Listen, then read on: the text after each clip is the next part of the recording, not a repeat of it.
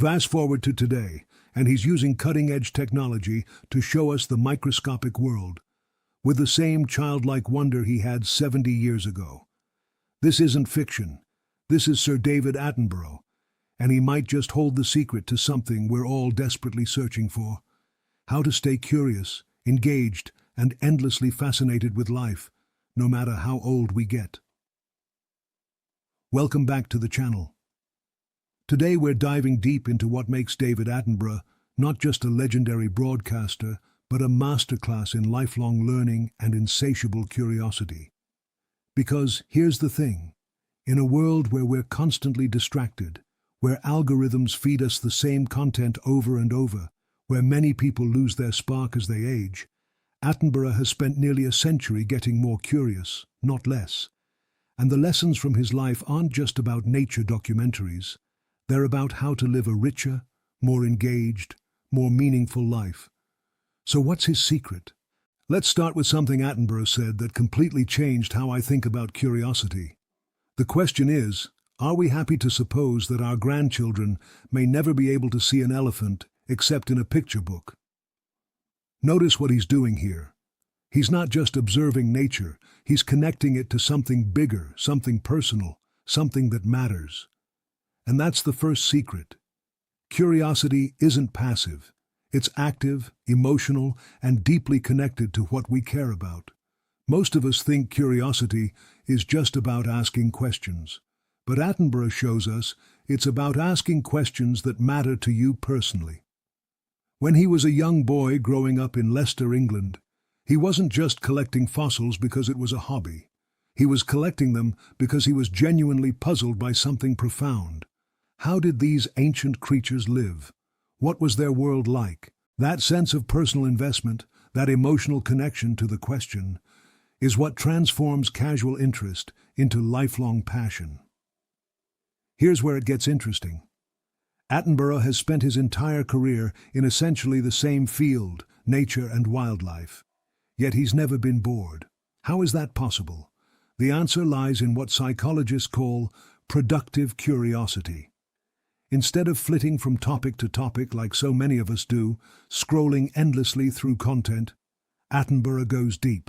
He finds infinite complexity and wonder in the natural world because he's willing to look closer, to ask the next question, and the next one after that. Think about his approach to filming animals. He doesn't just film them. He wants to understand their behavior, their evolution, their relationship to their environment, how they communicate, how they survive. Each answer leads to 10 more questions. That's the second secret. Depth creates more curiosity than breadth. When you go deep into something, you don't exhaust your interest, you multiply it. But here's what really sets Attenborough apart. And this is something that blew my mind when I really started paying attention to his work. His humility. In almost every documentary, you'll hear him say things like, "We think." It appears that. Scientists believe. Even after 7 decades of studying nature, he maintains this posture of not knowing. He's comfortable with uncertainty. He's excited by what he doesn't understand. In our culture, especially online, everyone's trying to be the expert, the one with all the answers. We're afraid to say, "I don't know." But Attenborough shows us that saying "I don't know" isn't the end of curiosity, it's the beginning. His humility isn't weakness, it's what keeps him learning. The moment you think you know everything is the moment you stop being curious. And this connects to another crucial aspect of his approach. He's a translator, not just an observer.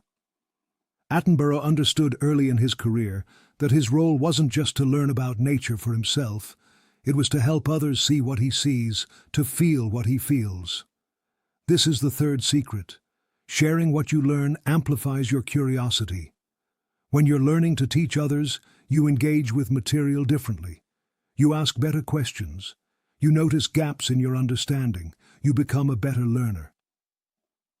Watch any Attenborough documentary and notice how he explains things. He never talks down to his audience, but he also doesn't assume you know anything. He takes you on a journey from curiosity to understanding.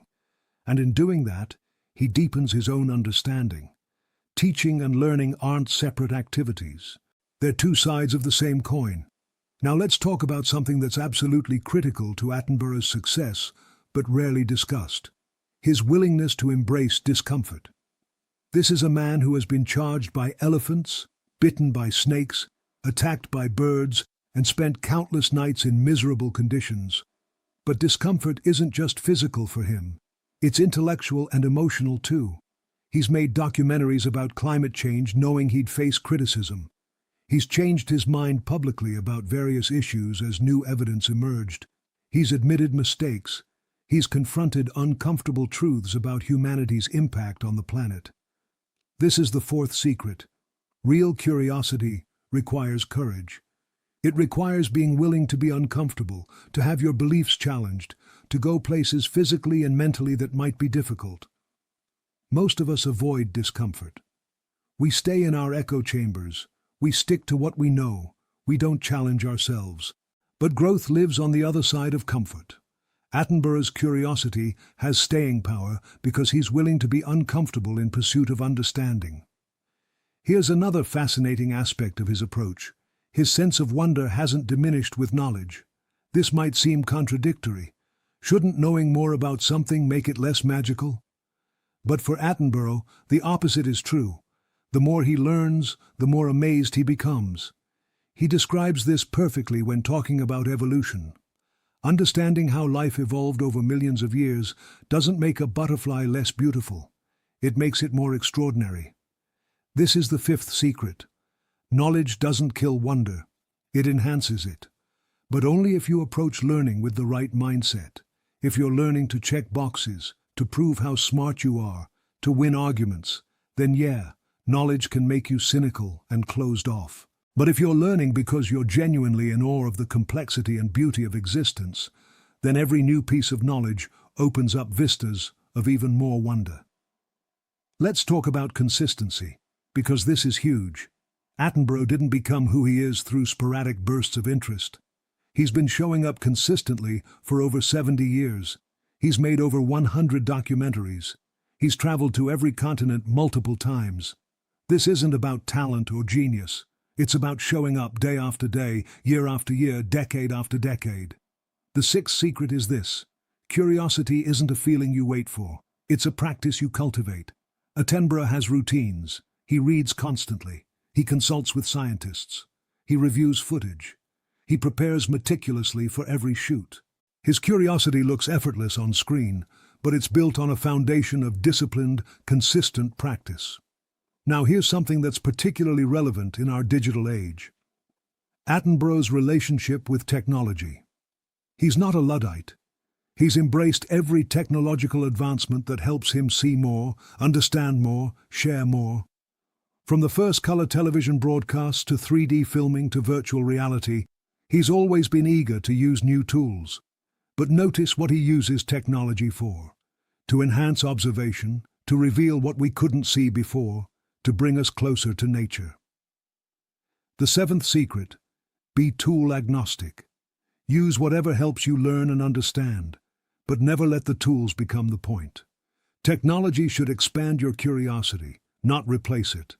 Attenborough uses incredible cameras, not because he loves gadgets, but because they let him show us the world in ways we've never seen before. The tool serves the curiosity, not the other way around.